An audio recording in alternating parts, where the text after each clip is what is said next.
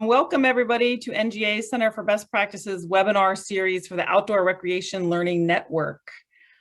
This is Bevan Bucheister, and I'm running the network along with my colleague Timothy Schoenhoven, who is also helping out with this webinar.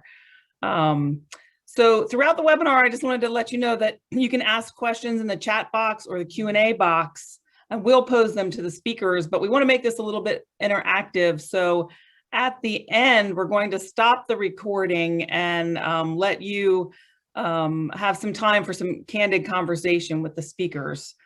So we will let everybody know when we've stopped the recording. So just make sure you hang in there after we end the webinar and end the recording.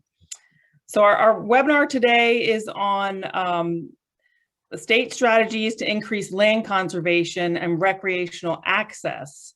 So with the new administration's ambitious 30 by 30 goal to preserve 30% of land and water by 2030 to combat climate change, we recognize that this complements the pledge of the Confluence Accords states to support land conservation and stewardship to increase public outdoor recreation. So we invited speakers from the Nature Conservancy and the Chesapeake Conservancy to examine opportunities presented by this convergence.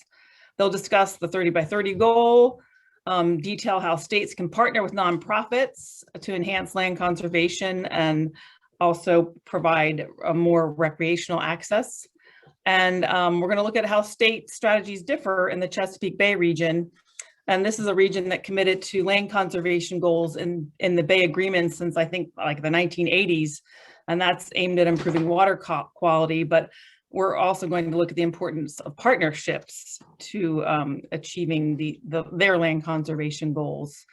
So go ahead, next slide. Go ahead and advance the slide. So I wanted to mention the intersection of the Confluence Accords pillars and principles. So our network is driven by the same pillars that the Confluence Accords are driven by, and that's conservation and stewardship, education and workforce training, economic development, and public health and wellness. And this webinar is featuring the conservation and stewardship principles, and specifically how to work with the nonprofit sectors to advocate for conservation and stewardship of air, land, water, wildlife, and for public access to them, and how to facilitate public-private partnerships to enhance outdoor recreation access, infrastructure improvements, and conservation efforts. So I want to mention that in our next monthly call, in May, we're going to be hearing from Maine, which is a Confluence Accord state that has adopted the 30 by 30 goal in their climate action plan. So we're going to be looking more at a specific Confluence state and what they're doing in that state. But let me introduce our speakers for this webinar now. Go ahead, next slide. Tom Kors is a public policy strategist and advocacy expert with over 2 decades of experience at the state, national, and global policy levels. He's the Director of Lands, North American Policy and Government Relations for the Nature Conservancy. He's successfully led TNC's national effort on the Land and Water Conservation Fund and influenced the passage of the Great American Outdoors Act in 2020. So all our states, thank you for that, Tom. Previously, he led North Carolina's chapter of TNC in their land conservation efforts in the state and lobbying the General Assembly. He was a legal consultant for the UN Secretariat on the Convention on Biological Diversity for several negotiations of the Biosafety Protocol. So he's going to be telling us about give us an overview of the 30 by 30 goal and the science behind it, and also the politics at play. Then we'll hear from Joel Dunn, President and CEO of the Chesapeake Conservancy. This is a nonprofit organization dedicated to protecting landscapes that are vital to the health of the Chesapeake Bay and its cultural heritage. So he leads the Conservancy's efforts to strengthen the connection between people and the Chesapeake Bay watershed and to help promote greater appreciation for the need to conserve landscapes. Under his leadership, the Conservancy is focused on using technology to practice precision conservation and on building successful partnerships with the federal, state, and local agencies private foundations, and corporations to advance conservation. And I think that's a unique position that many of our state office directors have as well, an opportunity for them as well. Prior to joining the Conservancy, he led the Conservation Fund's government relations and project management efforts in the Chesapeake region. His work helped establish protection for national parks, national wildlife refuges, and national trails, including the Captain John Smith Chesapeake National Historic Trail. He's also a member of the Maryland Climate Commission, and he's serving as the vice chair of Partners for Open Space, and that's the group that advocates for conservation funding and recreation funding in Maryland. And in 2018, he was appointed to Governor Larry Hogan's Maryland Outdoor Recreation Economic Commission, so he is well aware of the offices and their roles in the states and their interest in land conservation. And he also served on the Technical Advisory Committee for Virginia's Outdoors Plan. So he's going to talk about the different approaches taken by different states to achieve land conservation goals and the importance of partnerships from the perspective of a region that had agreed to goals in a voluntary Bay Agreement since like the 1980s land conservation goals. So he's well aware of the different approaches that different states take and how you have to work within their culture and their politics to advance the goals in different states. Then we'll hear from Adam Snyder. He's worked for conservation NGOs at the local, state, and national levels for 20 years. He's currently the Conservation Campaigns Manager for the Global Conservation Campaigns team at the Nature Conservancy.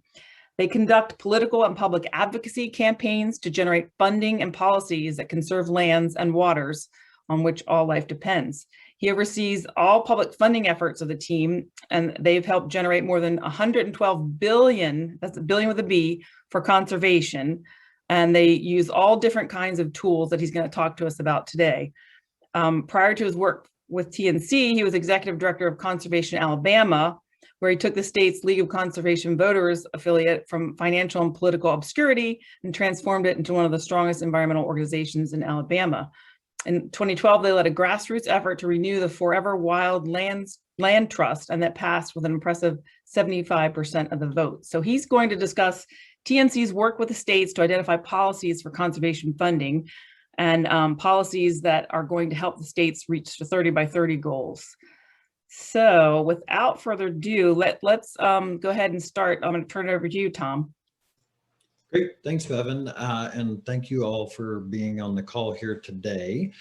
As Bevan said, my name is Tom Coors, and I work on North America policy and government relations for the Nature Conservancy on both domestic and international lands issues. Hopefully you all are familiar with Nature Conservancy and have worked closely in your state, but just for those who haven't, we're in every state and 80 some countries worldwide. And so what I'm going to do here is talk for about 10 minutes and give a lot of background about science and conservation work and how it translates into policy on this effort called 30 by 30. So the first thing, though, is that, that's not yet. First thing is really to you state liaison folks, thank you for what you do within your states and within your administrations. It's so important to have that link with outdoor recreation and have that link to conservation. And you all really help us get conservation done on the ground and in policy circles. So thank you, thank you, thank you. All right, next slide. So there's some big questions that are driving this conversation on 30 by 30. The main thing is, where should we prioritize our investments for conservation, and how much conservation is going to be enough? And finally, then, you know, most importantly, why we are all here is, how do we influence policy? And so I'm going to give a little bit of a history of how we got into this debate on 30 by 30 and the science justification, the political justification. But I want to impress upon you that we don't know a lot. We're at the beginning of kind of a moonshot. That's a 10-year moonshot, and a lot more is going to be needed on the policy front. So the most important quote from Albert Einstein: not everything that counts can be counted, and not everything that can be counted counts. And so you probably within your state are thinking about the math of what counts for 30 by 30, and everybody frankly is rightfully so, but I'd urge us to take a lot of steps before that and focus on what's needed for nature and people to thrive. So without further ado, next slide, please. As some of you know, nature is at a tipping point, much like climate. And one of the things that we've always struggled with in the conservation community is how do we know we've protected enough nature? And the answer is when extinction rates fall to background levels. But unfortunately, we're not close to that now. So the conversation on how much nature we should keep is going to be really with us on local, state, national, and international fora over the next 10 years and beyond. And so we're really hoping that science is going to inform the debate and that a lot of collaborative processes will start and shape those decisions. But as you'll see in the slide, there's a massive extinction event going on right now in the world. Here in North America, you can see that species are going in the wrong direction. This is a little bit dated from 2004, but it generally shows you the ranges of species that have contracted. The only things that are doing well are human adapted species like skunks and coyotes and foxes and raccoons. And so, we've seen some small pockets of reintroduction like elk and black bear, but the main takeaway is that we've seen a 70% decline of species since the 1970s. And also one kind of global fact that always is somewhat disheartening is that 96% of all mammals on the earth are humans and are domesticated livestock. Everything else, 4% is wild, which is kind of crazy. So next slide. If you'll indulge me, I want to give you a primer on how conservationists see the world. We all are very well aware of our political boundaries and geographies, and everyone wants to know how well their state, or even as I'll point out, some of the countries are doing on conserving their 30%. But I want to reframe the conversation a little bit to give you an idea of how complex this is. So let's think about how natural communities are organized. This is really not a new concept. In 1890, John Wesley Powell proposed his vision for the American West on watersheds. And so now we think about ecoregions, which are some of these multicolored polygons, which are basically large areas of land that you'll see on terrestrial North America, but then you'll see also some of these polygons identified off the coast. And there's similar areas of land or water that basically have similar groups of plants and animals. They have similar attributes like temperature and, for land places, precipitation and soil types. And so this slide shows you a North America organized by ecoregion and these marine ecoregions off the coast. And so when we're really thinking about how we start conserving nature for the future, what we're talking about is conserving 30% of different ecoregions, not by political boundaries. And more importantly, we need representation. So we need 30% of land, we need 30% of freshwater, and 30% of ocean. And we need representation of functioning ecoregions to be successful at our conservation efforts. So right now, I'm urging everyone not to be super focused about the state-by-state acreage, as tempting as it may be, or the freshwater or marine totals. Adam and Joel and I are all kind of in a lot of monies and acres calculations, and we like it, but let's take a break from that for a little bit and think about how we conserve 30% of functioning ecoregions for the future. So next slide. So how do we do it? One thing that we know is we've got a lot of science here at the Nature Conservancy. We have really honed our abilities to focus terrestrial protection efforts. And we just actually laid out a tool called the Resilient Connected Network Mapping Tool, real creative, that really shows different attributes that we like to think about and encourage others in states and other organizations to prioritize land conservation. So this network of sites configure to protect biodiversity. They look at climate flow, so movement of species. You can think about the Appalachians, where species are going to migrate up mountains and then they're going to migrate north as our climate changes. But then also, more importantly, where there are important carbon stores and where places are more resilient to climate change. So what this network does is it gives about 250,000 examples of intact habitats and rare species and places that we know have recognized conservation value. And so the areas that we want to conserve kind of light up in blue and green, and that represents, coincidentally, about 33% of the land area in the lower 48 states. And then we've got gray areas treated a little bit differently for indigenous lands on that map. So, for us, this map is the start of a conversation. And so, this really just shows possibilities for what conservation should be. But as any of you have seen on the ground, conservation is a very opportunistic and strategic business put together. And so the biggest thing for us is how we engage with communities, local communities and states, so that we actually respect, cultural values and also respect the sovereignty of indigenous peoples. And then we can get into kind of what we in the conservation community are interested in for what we think of conservation. So unfortunately, back to the great thing of how we're doing in the United States, about 12% of lands are considered protected. So we're trying to get that up to 30% by 2030, globally about 15%. Next slide.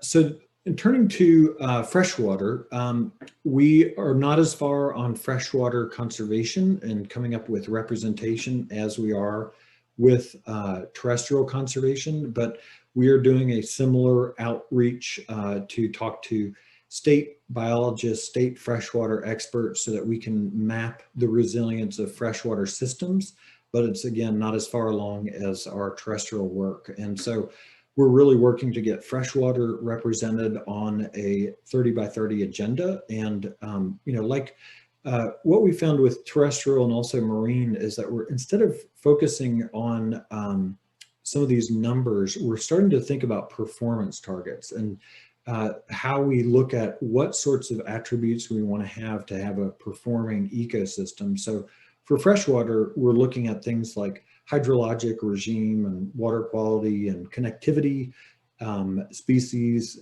composition, and also, of course, habitat quality. So as an aside, about 11% of freshwater is considered protected in the United States, about 15% globally. Next slide. Marine conservation has resulted in a lot of protected areas, as you'll see, in near shore to the United States, but then also in the West Pacific. And those protected areas are in yellow. And so what we're trying to figure out is how to conserve marine biodiversity with our collective conservation objectives. The marine realm is entirely public, so it's a very different dynamic and situation than we deal with on the land.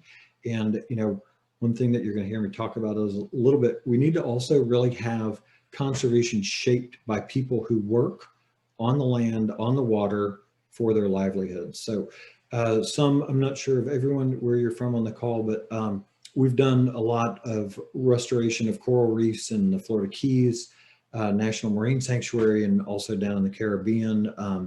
And we've done site selection work for the National Estuarine Research Reserve System in Connecticut and Louisiana. So one thing that we're trying to figure out, my one statistic for marine, given a lot of that Pacific monuments, frankly, is in the United States, 26% of marine areas are considered protected. So we're much further along on marine areas. So let's get back into policy and how we're getting to, next slide, please. How we're getting to why we got onto this 30 by 30 effort. So in the UN system, the Convention on Biological Diversity, which started in 1992, called on, had targets for 2020. They didn't meet the targets. So after 2020, they decided, or coming up to 2020 in August 2019, kicked off a new scenario to come up with targets by 2030. It used a lot of the data that had been incorporated from this intergovernmental panel on biological and ecological services that said, hey, we should conserve 30% by 2030. And so the first negotiation started in Nairobi a couple years ago now almost, that I was there for, but unfortunately they've gotten delayed. So next slide. Well, actually, just real quick on the CBD, the United States isn't a party to the Convention on Biological Diversity, so there's some interesting things to figure out how the United States works internationally. So last fall, in association with the United Nations General Assembly, we did a global assessment called Financing Nature that shows how we get to 30%. And the most important thing is that we're basically going to increase what we're already doing on conservation. There are a lot of policy tools. Some states have conservation tax credits, but a lot of states and the feds and also internationally, you can imagine there's a lot of money that's needed. And that means private money, it means state money, it means local money, it means federal money. And this report we put out with the Paulson Institute and Cornell, and it basically globally said, what do we need? The big number is to actually get 30% to protect biodiversity. We need 700 billion globally a year, but we're spending about 145 billion. So we've walked a lot of those numbers down into a mix of accounts here within the United States, and we're encouraging other countries to do the same. And the big takeaway is that local, state, and federal funding needs to be increased for conservation. And then also what the United States does internationally for the U.S. Agency for International Development. So we like things like the conservation title of the Farm Bill. We like things like the recently passed Great American Outdoors Act, which has maintenance dollars, it has stateside dollars that many of you use, and then it also has some of the federal LWCF dollars. But the big thing is we need to have a big conversation about planning and how we really look at what infrastructure is coming in and where and what our green and blue infrastructure should be. So next slide, please. We didn't see a lot of momentum on this domestically on 30 by 30 until the Biden administration put this in their campaign pledge. And then finally, in January, the administration made good on the campaign pledge and issued an executive order to conserve 30% by 2030. Most important thing is they said conserve. It doesn't say protect. I've got a protection background, but conserve is really important because conserve really talks about a variety of approaches, including management of resources. And so, now the challenge is, how do we start the conversation about what values and objectives we want to have for conservation and get everybody at the table to do it. So next slide. What we're proposing is how we can frame this process. And so this question, if you haven't gotten my gist yet, is that what counts for 30 by 30 is really complex. It's a multiple variable equation. It's not just a simple acreage equation, but the most important thing is we've got to establish that baseline of, I gave you a couple guesses on what is considered conserved, but we need to consult hunters and anglers and farmers and ranchers and foresters and states, tribes and local governments and other key stakeholders. Otherwise, we're going to either be over or under inclusive, and it's going to have negative implications for us to advance conservation and you all for outdoor recreation. So there are a lot of different ways to get to 30%, but the most important takeaway is that it's not just a protected area strategy. Private working lands and waters are essential. I mean, the West has a lot of public lands, and in the Great Plains and also in the Southeast and in the Northeast, there's a lot more private ownership. And this has to be something that is voluntary, where individuals and private landowners want to get into a transaction and do conservation. So as I said before, one thing that we're trying to get out is performance targets right now for lands, waters, and ocean to get at the conversation a little bit more effectively. Next slide. What we're trying to do now is, they're great numbers on polling. About 73% of people support increasing the amount of lands and waters that the United States conserves. And we need to really ensure that working waters, lands, and oceans are equitably represented. And we're really hoping that this momentum that's out there on 30 by 30 can expand a lot of the existing conservation programs, and maybe we can figure out or restore or create new ones with you in states. So we're hoping that this broad base of support is going to give policymakers kind of at the state and federal level, encouragement and appetite to help curb the loss of this nature crisis that we're in. So, we have said repeatedly at the Nature Conservancy that nature unites us. And last year, the Great American Outdoors Act brought Congress and the White House together in the middle of the pandemic. And it's $2.8 billion a year for 5 years, and then $900 million a year forever after. And that was really remarkable. And so, excuse me, we're hoping that a bipartisan effort on 30 by 30 is going to ensure similar success over the next decade. We really look forward to working with you in the states, advancing outdoor recreation as a key component. And I'm going to turn it over to Joel at the Chesapeake Conservancy to walk you through how conservation works on the ground. And Bevan, I can do questions now or later, however you want to do it. Tom, I had a couple questions for you. You mentioned quickly the difference between conservation and protection. Could you go into that a little bit more and just? Yeah. So, one of the things there. One of the things that conservation, protection, we like to think of as, got certain aspects of time, durable, permanent, that sort of thing. Conservation, we really get into a conversation with a landowner about practices, where we try to encourage better practices of the management of their resources. We might be, put an easement onto a piece of property where an individual continues their ranching or their farming or their foresting, background, and, it's not in a protected public status. And so we really see conservation as a broad way to talk about what we're trying to do on this nature crisis, because it's got to be both kind of the legal aspect of what sorts of agreements are put into place, but also the management side of it. I mean, we've got you can have protected areas, and if they don't have the right management, like in the Southeast with prescribed fire, then you're not going to have the species that we in the conservation community are very interested in. So it's a broader conversation that's not as legalistic, and it really incorporates that management side of things.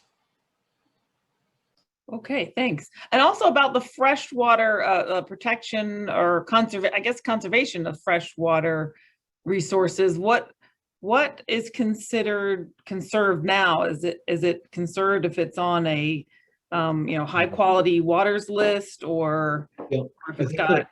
That is a really right question, and we don't have the answer to it. A lot of freshwater places, are really dictated by the terrestrial land protection around them.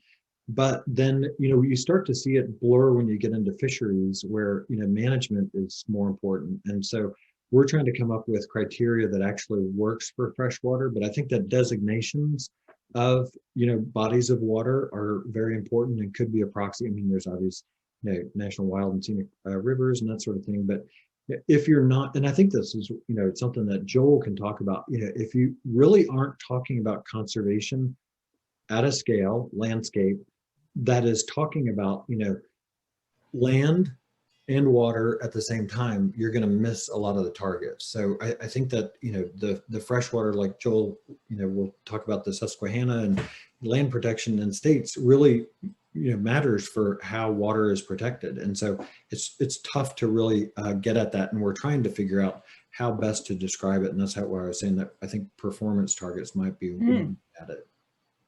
All right, let's pass it over to Joel and take a deeper look at the Chesapeake Bay region. Sure, thank you. And thank you, Tom, for a wonderful national level review. And Bevan, thank you so much for the opportunity to participate today. For those of you that don't know, Bevan has a very long and productive history in the Chesapeake Bay and in Maryland in particular. So we're very grateful to be connected with her in her new role, or relatively new role at NGA. I'm pleased to speak on behalf of a regional landscape conservation effort that's part of the 30 by 30 movement that's taking place here in the Chesapeake Bay watershed. Our organization, the Chesapeake Conservancy, is leading a charge to meet the goal of 30% by 2030. And today our watershed, believe it or not, is 22% protected or conserved, depending upon how we define it. And I really do believe that we can meet the ambitious goal of 30%. And our regional effort, I think, can also serve as a model for other large landscapes. And so I hope that there's some nuggets that you guys might be able to take to your states and your landscapes.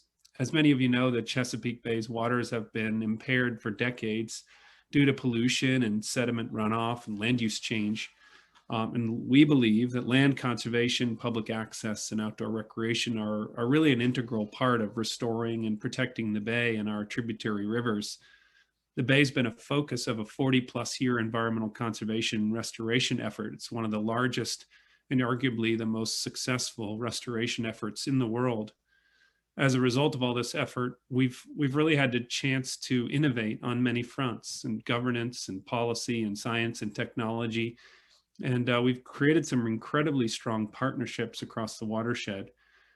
For those of you that are unfamiliar, I wanted to start with some brief background about the landscape, because I think it's important for you to understand in order to lay out for you some of the strategies we've been using. Next slide, please. The bay is our largest estuary, the nation's largest estuary, and it's the third largest in the world. We always call it a national treasure. It's 64,000 square miles, and it's got a 14:1 land to water ratio. So it's got 200 miles from the north to the south, 30 miles wide, 18 million people, a diverse landscape. And it's very productive biologically with fish, wildlife, birds, you name it, iconic species, oysters, blue crabs, bald eagles. The bay is full of history and culture, from colonialization to today. Its indigenous peoples have had a huge impact on the culture and the landscape. And we've been really leveraging geospatial mapping expertise with tribal organizations to map indigenous cultural landscapes across our watershed. So we've been combining modern day technology with historic understanding and love of the land. The Chesapeake, of course, is also the place of our nation's founding, with Jamestown and Civil War battles and Revolutionary War battles and Underground Railroad. So there's lots of reasons why people came here. There's lots of history as a result of that.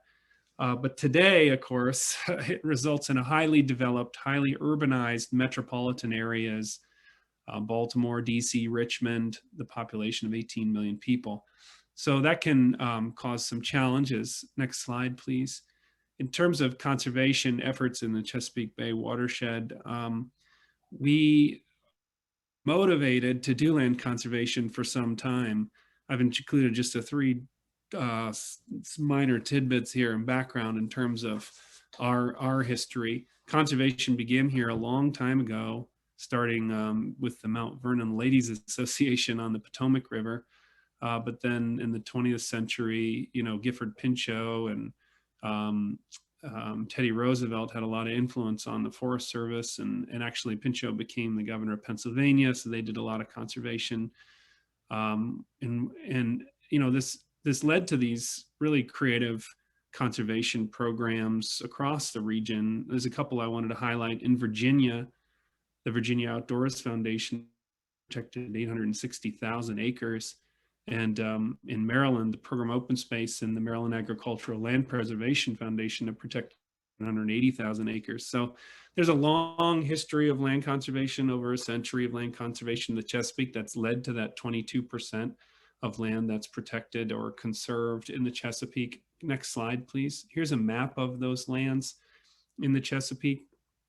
You can see that they're comprised of federal, state, local, non-governmental, private, and other lands.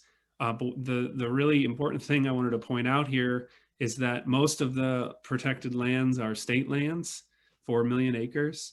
I also wanted to highlight that private lands are a really important part of that as well.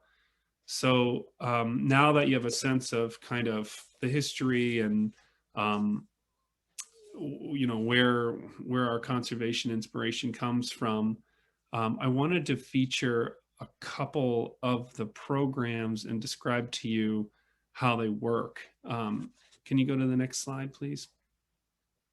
So in Maryland, we have a suite of conservation programs that are funded through a dedicated revenue source, a realty transfer tax. And this program was created in 1969. It balances economic development with conservation and recreation. The transfer tax revenues fluctuate from year to year and based on a real estate market, but you know, it's generally around $200 million on an annual basis. And some of that is diverted from time to time, although we try like hell to stop it. But it's been a hugely successful program. And as you can see, it's providing just millions and millions of dollars for land conservation, very significant source of funding. In fact, in the last legislative session, this one that just concluded a few days ago, the legislature appropriated $179 million for land conservation. It's distributed to 4 different programs: open space on the local side, the state side, agricultural, and rural legacy conservation funding.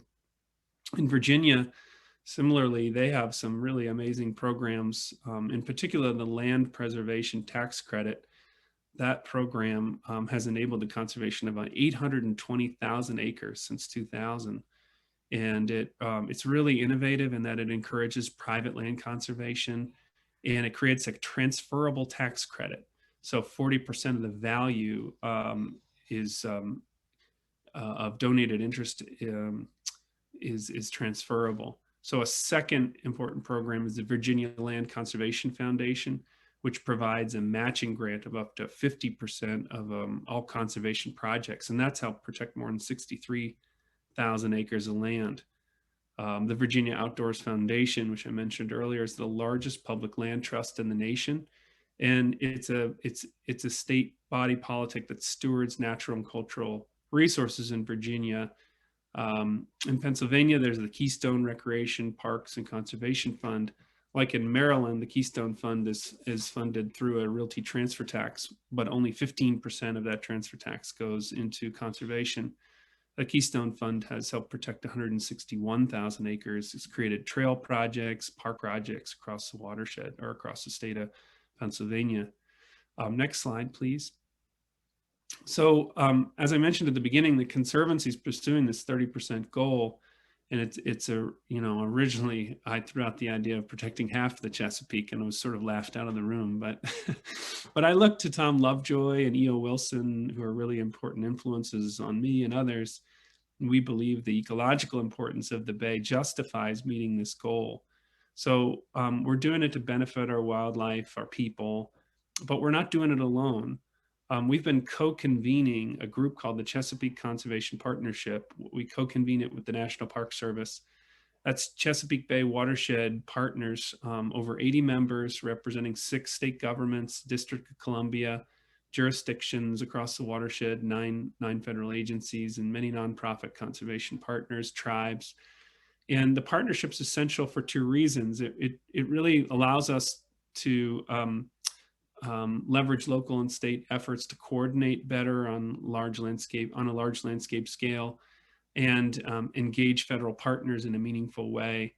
And it tracks our conservation progress, which informs state and federal partners. And it's tied in with the EPA's Chesapeake Bay program in a very significant way.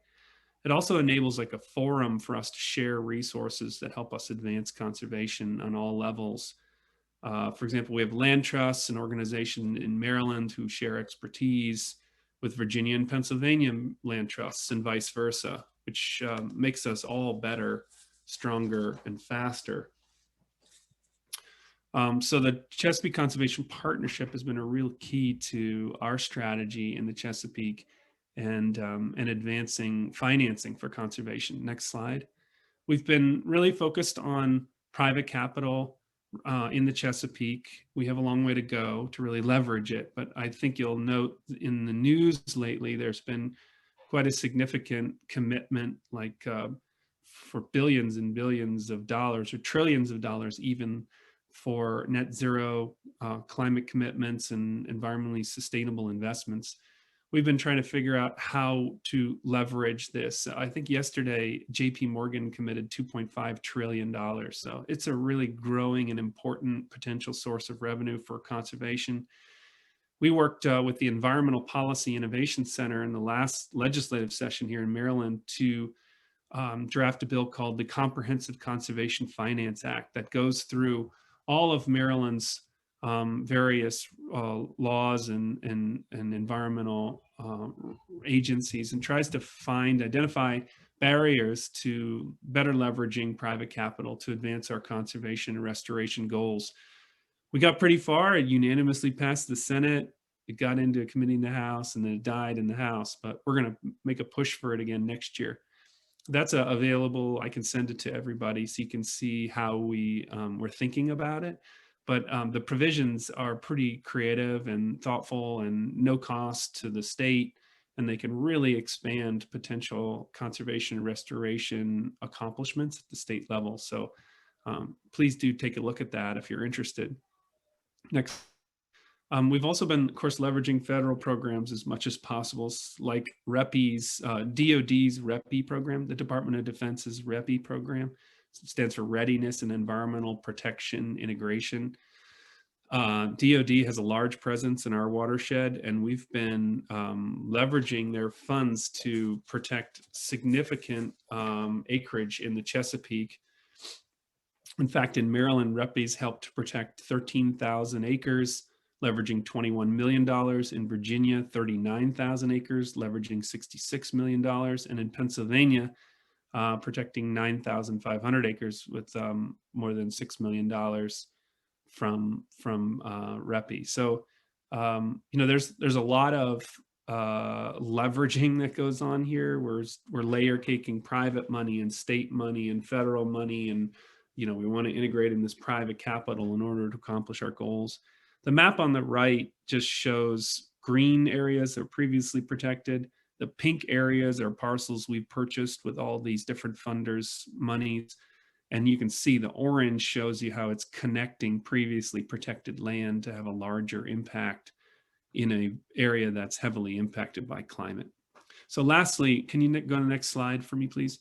The last topic I wanted to mention was outdoor recreation. And, we do all this conservation for lots of reasons: ecological integrity, biodiversity, overall well-being, the economy, but also because we love it. We want to get outside and enjoy it, and lots of people do. Outdoor recreation in the Chesapeake's booming. There's some statistics on the screen here for you by state that we got from the Bureau of Economic Analysis. Just a huge industry in our watershed, and they really depend upon having access to the outdoors, having clean water, protecting those beautiful places that people want to see: boating, fishing, hiking, biking, all huge activities here in the Chesapeake. And we see this 30 by 30 matching up really, really well with outdoor recreation goals. We're actually working hard to establish a new Chesapeake National Recreation Area here in the Chesapeake. Senator Van Hollen has announced that he's pursuing a designation of National Recreation Area, which is a type of national park in the Chesapeake Bay. So we're very motivated, we're very excited, and we're trying to knit these things together. Next slide, please. So to summarize for you from a regional perspective, I really think establishing and securing state level dedicated funding is essential for conservation. You saw from the stats, the states were the most important component of our accomplishments to date in the Chesapeake Bay watershed. That is not going to change. So you guys are the key to success for this movement. The second is that there's an opportunity to enact better policies to enable private capital to do your work for you.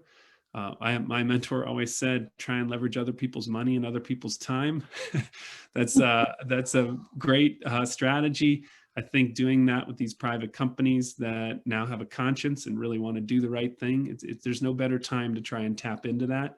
So check out that Comprehensive Conservation Finance Act. The third is to support large landscape conservation partnerships like ours here in the Chesapeake. I can't stress how important that's been for us to be successful. We learn from each other, we help each other, we come up with new ideas that help us advance the ball, and we track each other and we track our progress as a whole. Also leveraging existing programs like DoD REPI and as Tom mentioned earlier, the Great American Outdoors Act are really, we think, key to success. And the last is just promoting and leveraging outdoor recreation. I mean, I can't say how important it is to share your love of the outdoors with others, and how important that is to inspiring them to invest their time, their careers, their personal money and resources in protecting it for future generations. I hope this was valuable for you guys. I'm a resource. If you need me or want me, don't hesitate to contact me. All right, thanks so much, Joel. And we'll be sure to get that Senate Bill 737 on conservation finance, the Conservation Finance Act. That'll be a really good resource to share with our members. I just wanted to mention REPI, the DoD funds, that the mission of DoD is behind those funds is to get protect their military mission around their base. But sometimes, as we've seen in the Chesapeake, their base or their military mission extends far beyond their base, and it extends all the way across the Chesapeake Bay from Patuxent River to where they fly experimental airplanes. So you were able to, or TNC, I think, was able to protect some farm fields over there because they didn't want a lot of people living there in case one of their 30-foot drones crashed. They don't want it crashing in a neighborhood. They'd have crash in a farm field, and they'll repay the farmer for their crops and things like that. So that's a really interesting program that is a good one to leverage.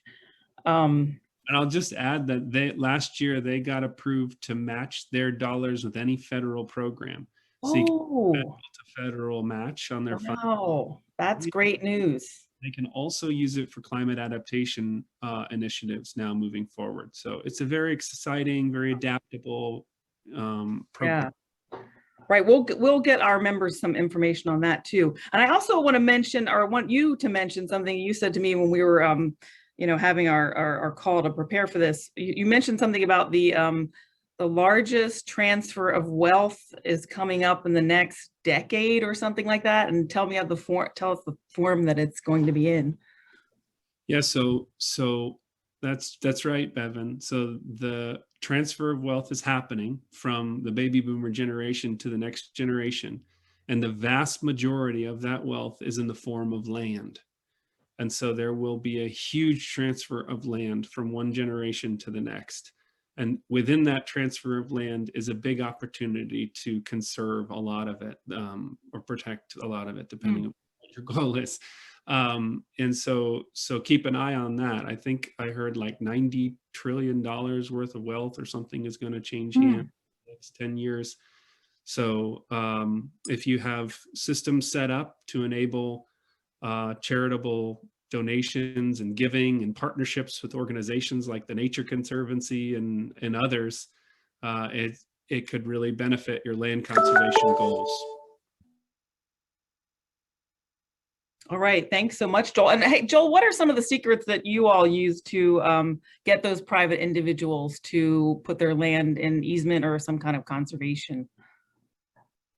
Well, with any fundraising effort or conservation effort, cultivation is the key. You know, engaging people, meeting them where they are, sharing with them opportunities they have to protect their land for future generations, working with partners on the ground that may have longstanding relationships with those individuals or companies that own those lands, and making sure that your partners have the resources they need consistently in order to execute opportunities come their way with conservation. So it's a combination of all those things. And you really need a large community in order to have all those things in place in order to execute. All right, thanks so much. Now we want to turn to Adam Snyder. Are you seeing that your slides up on the screen? I'm sharing them now. Okay, great. Yeah, great. Thank you. Yeah, we're going to turn our attention a little bit to the how. Our team works a lot with states on developing conservation funding, and we help you through the process here to do that. So next slides, please.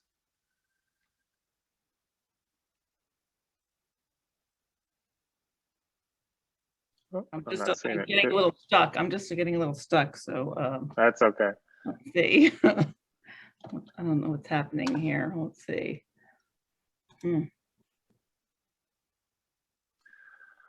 Yeah. Oh, great. Sorry. That's it. Yeah. That's always what happens. It gets stuck and then it double jumps. There we go. There we go. No problem.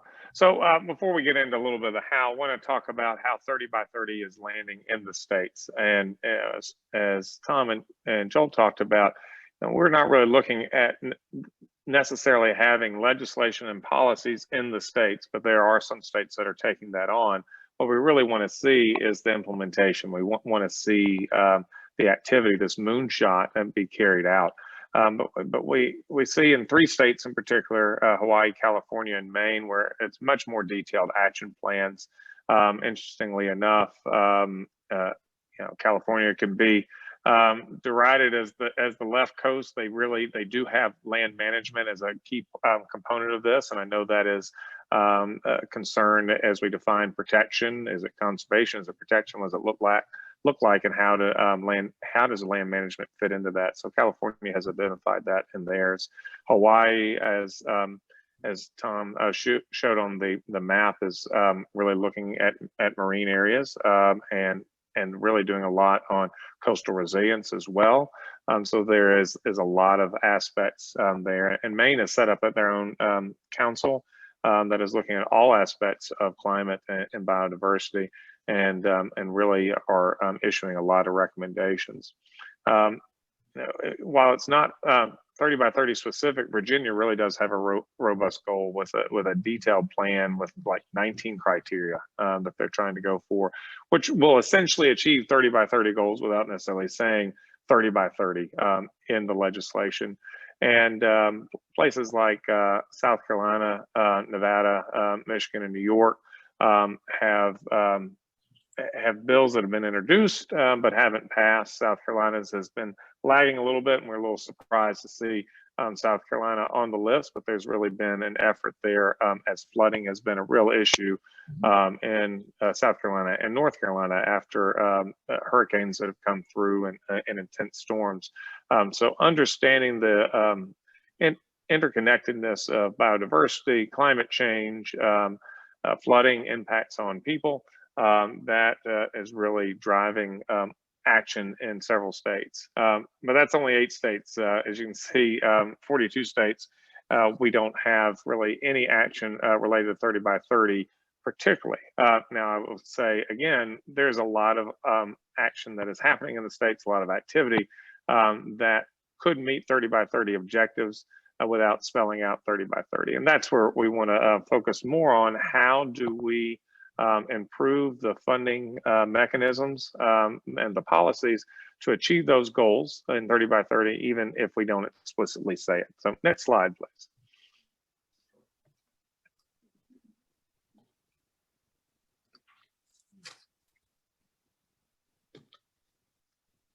It's coming. And this is more of a, on the next slide is more of a detailed breakdown where we have some links, and we can share these slides here where we have information about the original text of different bills. So if there's anything that you want to look at and maybe duplicate or shy away from, we have that kind of compiled here. Going to the next slide, this is a repeat of what Tom had in his slide, but it's worth emphasizing again is this biodiversity funding gap. We're talking about over $750 billion that we have a gap across the globe, and recognizing when you really break down the funding mechanisms that budgets and public financing and incentives and subsidies are the major part of the funding that we have now for conservation, or the funding that could be detrimental to conservation about how it's applied. So we're really focusing in the area of how do we create policies and funding that can reverse that trend. And while there are a lot of private efforts that can be done in creative financing and investing, we really see the public area. That's where the biggest bang for the buck is, and that's where you can really scale up if you invest well. And this is what our team has done. Moving to the next slide. Over the last 35 years, our team has been in existence at the Nature Conservancy in some form or fashion, and working on ballot campaigns in particular. We've also supported on legislative efforts and local efforts throughout the US. And you can see our track record here. That's $112 billion, yes, with a B, that we have been able to generate at the ballot box, and even more so through legislative matters in the states. And this funding is so critical, not only to do what's in the states, but provides that seed funding to draw down federal dollars, whether it be through the Land and Water Conservation Fund, through other public programs. Having those base dollars really put states in a better position to really exponentially grow the amount of money that they can bring to the states. So next slide, please. Well, I'll briefly go through how we do this, and this is something that we do as a service and support of our NGO partners, of our government officials, and all those across the country that we're working with. And we really follow this, what we call a secret sauce, and this 7-step process where we're really focusing on that early planning and core coalition. And this is really the time to get diverse partners at the table, involved, and really crafting a strategy that is inclusive of all the different things we need to do. I think historically we've been very narrow in trying to get in and get out, and get the funding that we can, and not stir up a lot of interest in it, because you can also stir up opposition. I think having a more broad approach, we're going to be able to achieve a lot more together. It may take a little bit longer, it may be a little bit more messy, but I think the results are going to really bear fruit in that. The next part, and I'll talk a little bit about in the next slide, we get into feasibility research and measure design. And that's where we really we really want to see what the lay of the land is and understand what's going on. What's the political ramifications that, as you are working with your governors and working with your state officials, is there an appetite for this? What needs to be done? How can we position everyone to be successful in this? And when we're looking at the ballot, it's when's the best time to put this on the ballot? And politicians think, well, the best time for me is the primary, because most of our campaigns are won or lost at the primary level, and the general election is pretty well decided, except for in a few states and a few districts. For ballot measure campaigns, we really want that presidential election cycle. That's when the most people are going to be out there, and the most people are going to be in favor of our work. Usually in primary, that's more traditional voters who are more likely to say no. So it's understanding that electoral math from a ballot measure perspective. And then we're looking at the fiscal aspect of things.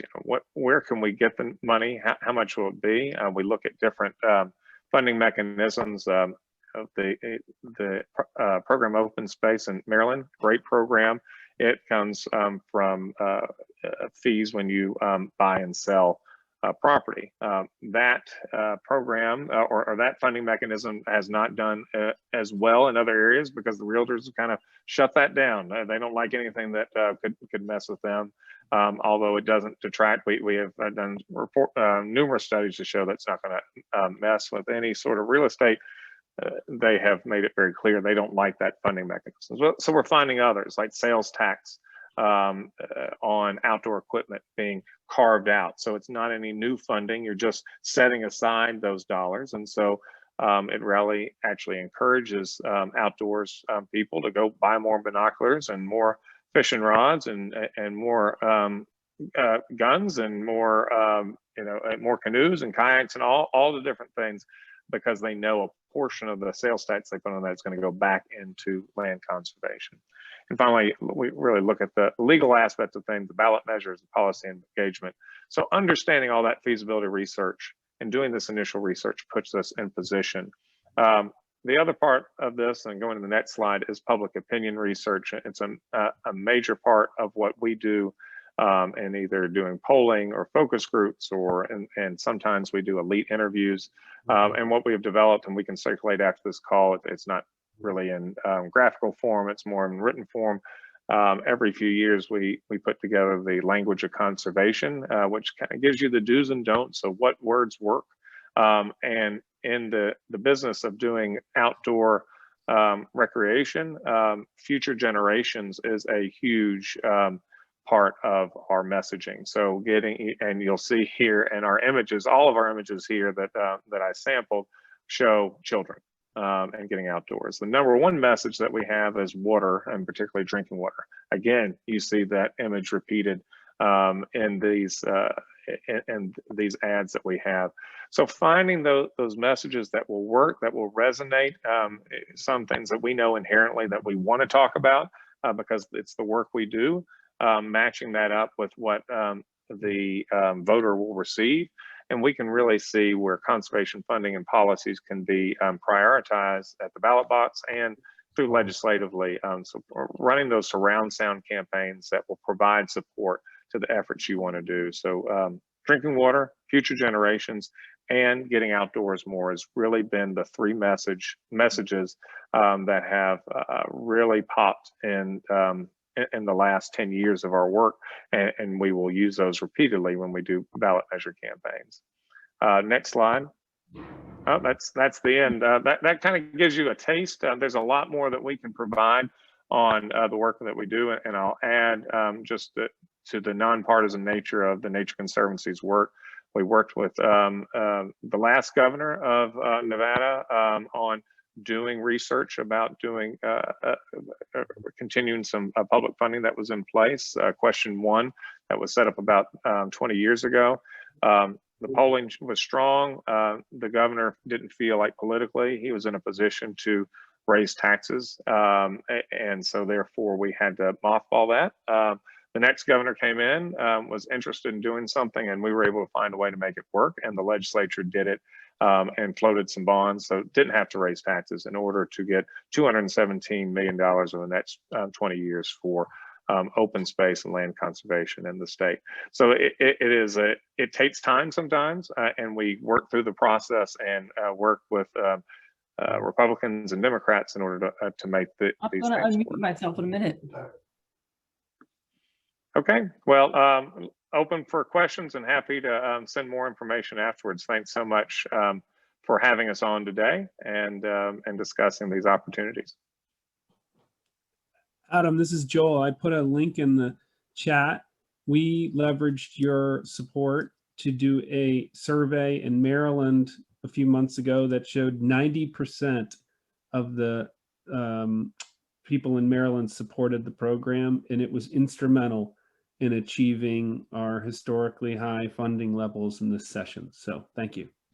Oh, yes. Thank you, Joel. I was thought about that when you were talking, because I know we went into the session with some concerns that there may be some cuts or potential cuts to the program. And that's always what you got to guard against. And that's what we have in our secret sauce where we didn't originally. And you see maybe the dotted line that we originally had there is that implement and defend. Sometimes you think you got to win.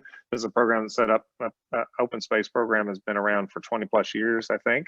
But you got to defend it every year, every few years, and that's so many of our programs across the country. So it's not new dollars necessarily. You are able to get record funding, and sometimes we're just trying to keep the base in some states. So it's an important part of the process.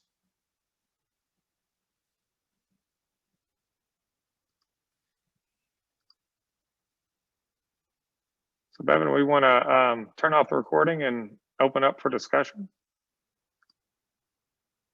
Yep, I was trying to unmute myself. And I also wanted to mention that, so there are two really sides to that program, Open Space in Maryland. One is the land conservation, but then the other is recreation too. So the counties that receive that money have a target of land that they're supposed to conserve, and that they can use a portion of it on recreation. But once they conserve the certain amount that, I forget what the target is, Joel, but once they conserve a certain amount, and it's a healthy amount, then they can use 100% of it on recreation facilities too. So I think that's really an important part of the public support for this funding, is it really funds really great recreation opportunities, local parks and things like that. Yeah, so Adam, let me just ask you before we turn off the recording, I wanted to ask you, how does recreational access help build support for some of these conservation funding measures? How does does that play a big part in it? I mean, does that bring in a big group of supporters that weigh into their legislators, and does that play a part? Yeah, I think that's a critical part of it. Well, what we're seeing, especially since COVID, is people want to get outdoors more. So we're seeing a little bit in some areas, maybe too much love of our public spaces. So now I think legislators are recognizing that. They've always wanted to see access. On the Forever Wild campaign I helped run in Alabama, a big part of it was outdoor hunting was really, or public hunting was diminishing in availability. It either you had to be able to afford your own land and a club, or you weren't able to hunt. And so now that was a big part about having access to make sure some of the lands that were preserved in the Forever Wild program were accessible for hunting, just like other types of recreation. So what we're looking at, and when we spoke to a few of our chapters about how we're doing more on recreation and partnering with states, and that TNC has a pretty robust preserve system, and we're trying to manage that better. So we have maybe some larger preserves that are flagship preserves, and then other lands we're either working with other local land trusts or working with the state to deed that back to the state and be able to be having the access for public. So it's growing pains that we're going through, but it is something that is critical to make a lot of these programs viable politically, and then viable to the public at the ballot box. Thanks, Adam. So yeah, one of the other questions we had, and this is for all of the speakers, was how are states looking at really building in recreation access to lands that they are putting under easement or they're otherwise preserving. So they had a particular interest in that. What are you seeing out there that any policies that the states are maybe adopting on that? I think the conservation easements can be hard to be able to have access, but there are some states that are able to thread that needle, and we'd have to get some more information on that from states. The fee simple is usually the easiest way to have that access, and sometimes you're able to mitigate that by having more fee simple, and then having conservation easements that have less restriction to have access. Let's see, we got a question coming in on the chat. Sure, I'll just read it for everybody since we're recording this. So this is from Brad Garman for all the panelists. Is it TNC's sense that every state needs to generate additional new land conservation funding to accomplish their 30 by 30 goals? And is that based on resilient and connected mapping approach, or is it something else? I think bottom line, we're going to need more funding.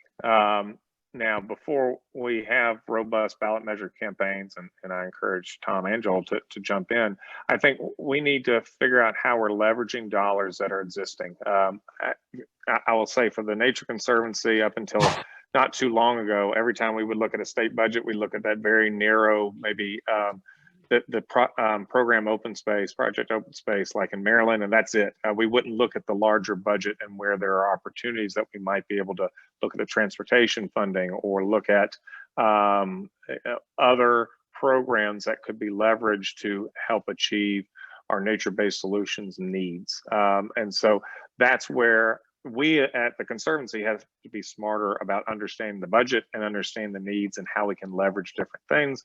And then we have to look at that funding gap, because I don't want to let anyone off the hook or make anyone believe that we will be able to get where we need to be for conservation by rejiggering existing dollars. There's going to be need new revenue. And so is that something that you could help, that you would help states with, like reviewing their whole budget and looking at, other pots of money and other federal money that you can leverage to put it all together? Yeah, that's something that we started in Tennessee, where we have done kind of a budget audit to understand where all the different monies are there and where it might be able to be tapped into. And then by doing the financial feasibility research that we do in partnership with the Trust for Public Land, I think that's where we could really figure out how to best use existing dollars, carve those out, or create new dollars where necessary. And one thing too, it's not just, it's kind of everything is needed.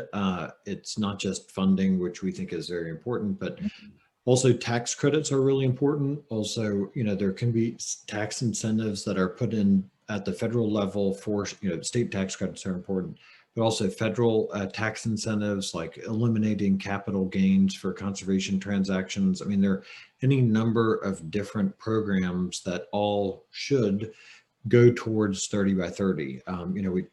Joel talked about the REPI program. There's the state wildlife action grants programs that you all might know and be familiar with that we want to support as well. There's just a host of different ways to do it, and we want to make sure that in the particular geography, whatever is working well, we want to expand it. And there are different ways to work depending on a particular state. Idaho is not the same or Nevada with whatever 80% of public lands is not the same as North or South Carolina that has 4% public. It's just there are different calculations and different ways to do it, and you really need to have it tailored state by state so that it works in the geography.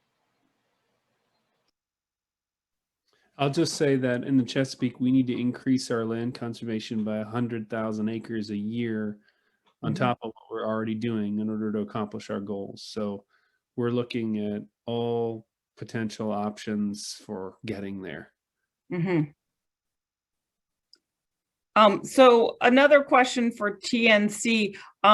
When do you come in and help a state? Like who asks you to come in? Is it a legislator? Is it somebody? Or is it an office, or is it a governor? When do you come in and help a state, and what's the criteria you look at to decide whether you're going to come in and help a state with a certain campaign or certain research? Well, I would say for our team, we got to be invited in, and we're a global campaigns team, and so our state chapter would be really the one to invite us in. We would certainly not want to jump in and talk to a state without that. But once we do, all we really need, and what we do use a lot of, is a technical assistance letter. So it is basically we have foundation dollars that support this work. we're able to get a letter from, usually the best way to do it is the head of the appropriate legislative committee that asks us to do this research. So financial feasibility, polling, you name it, we can do it on your behalf. Then it's not lobbying, so we can use foundation dollars to do it. It would then, of course, be public information, but really what we want to do is have that partnership with the governor's office, with the legislature, because that's the way it's going to be done the best. And these things can take time. I mean, they can take. Sometimes we have a 6-month campaign. It goes really quickly. Sometimes we have like our friends in Georgia who just passed the outdoor sales tax. It just passed. It's now 3 years ago in 2018, but they failed in 1998. So it took them 20 years to get back to it. So it can take some time sometimes. Thanks. Hey, we have another question for all of you. It's from Andy Cutco from Maine. Regardless of the terms conservation and preservation, are you all thinking of permanent conservation as opposed to term limit easements or agreements? So not to be cute, but yes. All the above. One thing that, I come from a land protection background, and if we're going to invest time and money, generally an easement's about 70% of purchase of, full fee simple of a piece of property. And we often want to do a permanent more than a term easement. But we also realize that sometimes coming in with a permanent idea doesn't work on the ground. And so, the conservation title of the Farm Bill is a good example, that there are, and, frankly, what I was saying before about management, you can have, if there's not a permanent way to manage an entity, the legal protection doesn't matter. So what we played with was having some sort of definition, especially for terrestrial, that somewhat matched freshwater, but also marine, so that we could talk about that element of management. And so how we defined it right now, because we didn't want to preclude a lot of private land areas like the Great Plains that have incredible biodiversity, but are very much not interested in permanent federal permanent federal easements or acquisitions. How do we start to engage in conversation so that what Joel was talking about, when these kind of momentous big shifts like the transition from baby boomers of wealth that's primarily tied up in land, that we don't lose that opportunity. And so we looked at how we can have a set of criteria that might have some element of durability, but we played around with permanent versus 20 years, and we decided that this is a big enough a question that we want the administration in its stakeholder outreach to answer, just because it plays so differently in different regions of the country. And we don't want to lose certain places that are that a landowner would be very interested in conserving. However, they don't want to have an easement placed over it. But our kind of background is in permanence, but we're trying to be open about this. And so I think that we're I've got a white paper that Bevan can and Timothy can shoot out that we submitted to the administration last week that kind of goes through some of the criteria for terrestrial and kind of how what areas we kind of flagged that we didn't want to get into, and that it should be a larger conversation about.